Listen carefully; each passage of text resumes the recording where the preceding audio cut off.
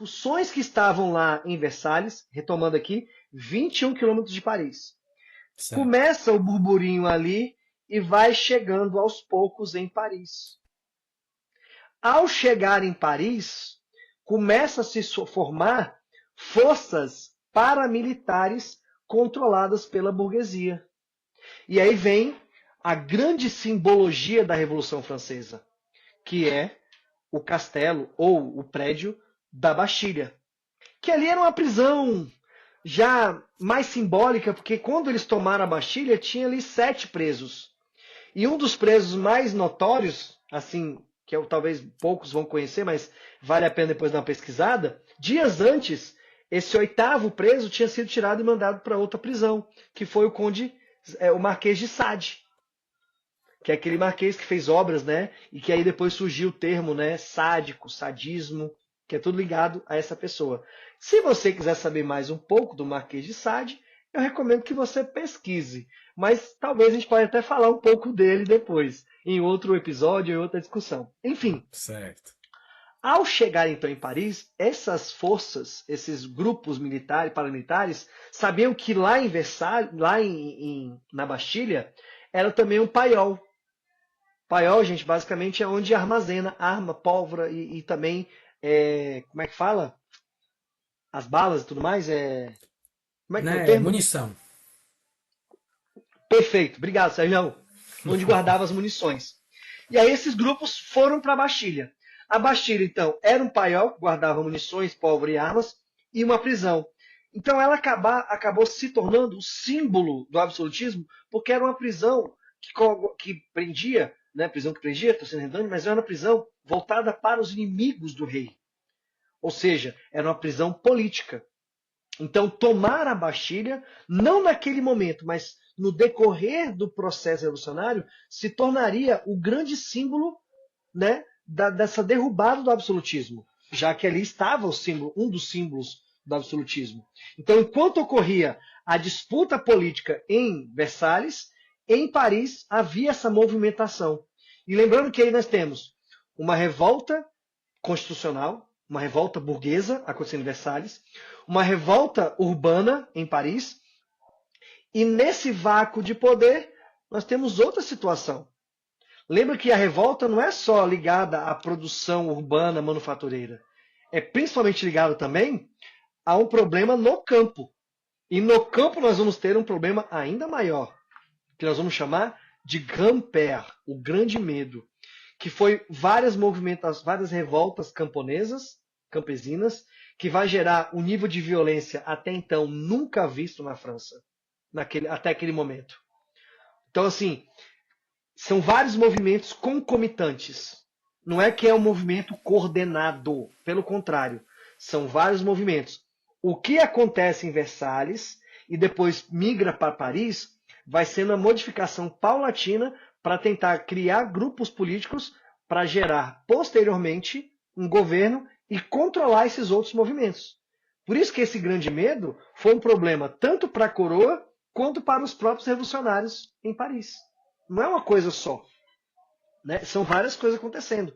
E no Certo. decorrer da Revolução, nós vamos ter ainda outros movimentos que podem e irão abalar as estruturas da Revolução, tanto dentro da França, quanto também externamente. Porque lembre, a Revolução Francesa também será uma ameaça externa ao absolutismo. E também a Inglaterra, que não é absolutista, mas ter um concorrente liberal no continente feriria, de fato, as estruturas criadas pela Inglaterra. Ressaltando que a Inglaterra já está no seu movimento ali de revolução da maquinofatura. A Inglaterra está se tornando uma potência industrial de nível superior ao que o continente oferecia. Né, em produção, quantidade, qualidade, etc. E preço. Então, essas modificações geravam um temor tremendo em volta da França.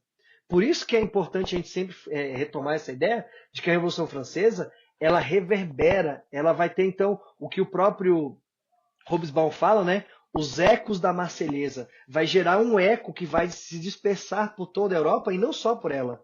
Ela vai influenciar outros movimentos. Aqui na América, por exemplo, nós vamos ser influenciados em vários movimentos que depois vão culminar na independência da América Espanhola e na independência do Brasil, de alguma forma. O Haiti também.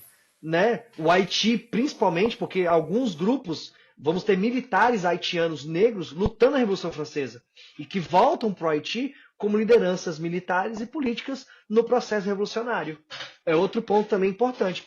Obrigado aí, Sérgio, pela sua inclusão aí, foi boa. Lembrar do Haiti também nesse processo. É importantíssimo também. Não, eu só completar aqui, né, essa aula aí de pouco mais de 10 minutos aí que você deu sobre todo esse processo aí, Levi. Eu queria colocar a ideia também da gente entender o que era esse conceito aí que você falou da Bastilha, você falou que era um paiol, realmente era um local que se armazenava armamento, pólvora, munição e tudo mais, né? E que, claro, haviam soldados, né, pessoas que protegiam essa fortificação, mas a grande massa acabou sendo muito mais incisiva para render essa guarda e conseguir ter acesso à Bastilha. Mas é importante a gente também colocar aqui, o Levi, a ideia de que até hoje, né, a França tem esse símbolo, essa ideia do 14 de julho, como se fosse uma espécie de uma independência, por assim dizer, entre aspas, olha as aspas aqui. Porque eles comemoram a data do 14 de julho, a Marselhesa faz parte do hino nacional francês, tem toda aquela instrumentalha ali desse momento, né? Você falou do Simbologia, eco né? Toda a da simbologia simbologia, envolvida ali. do eco da Marselhesa. Até hoje você tem pessoas que acham aquilo muito louvável e acham aquilo uma nova cara da França, mas tem pessoas que até hoje torcem um pouco o nariz para aquilo ali.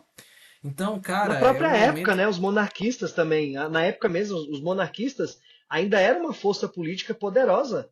Por isso que houve a facilidade de restaurar e até mesmo aceitar um governo napoleônico de cunho imperialista, né, quase monárquico. Então, assim, acaba que muitas coisas, as tradições ainda são muito fortes, né, cara? É muito difícil você tirar as tradições do dia para a noite, né? E assim, como você estava colocando aí a ideia da Bastilha, etc. A, a, de novo, a ideia de convenções, né? Ou seja, a revolução não é a tomada da Bastilha, mas acaba se tornando um marco por causa do simbólico, No né? Ou simbólico. seja, eles vão escolher a data e o dia, porque é quando você vê ali que vamos ter que encontrar um dia para comemorar esse movimento. Assim como Pode é ter o sido 7 de setembro aqui no o 7 de Brasil. setembro, o Não 15 de quer dizer que novembro, não quer dizer né? que o Brasil só tem o 7 de setembro nesse movimento de independência, mas é uma data usada para Não, comemorar. a gente E aí, filho? encontra uma data. Por exemplo, É. meu aniversário. Meu aniversário é tal data. Mas eu posso antecipar isso. Eu não preciso ser o dia específico. Eu posso dizer que eu já completei anos no 1º de janeiro, porque já mudou o ano, já mudou a minha idade praticamente. Não precisa usar. Então, as datas são convenções que a gente cria.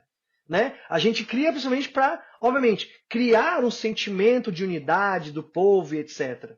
Né? Por exemplo, no lugar onde nós temos, que era a Bastilha, lembrando que a Bastilha, assim que ela foi tomada e a Revolução foi caminhando, em 15 dias já não existia mais nada. Eles destruíram pedra por pedra do prédio. Hoje é uma praça, né? Tem lá o marco, tem um símbolo lá que coloca, tem um marco ali que eu acho que é uma fonte. Existe uma fonte, se não me engano é uma fonte, que está hoje onde ficava a Bastilha.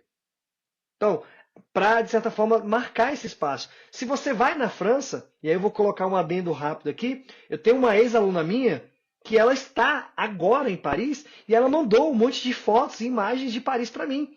Né? Ela foi em Versalhes, aí eu falei para ela ir lá no Salão dos Espelhos, pedi para ela, né, se ela pudesse ir também lá no Salão de Pelá, que ainda existe e dá para você visitar. Ficou fechado por um tempo, depois reabriu para visitantes. Então ela foi mandando para mim.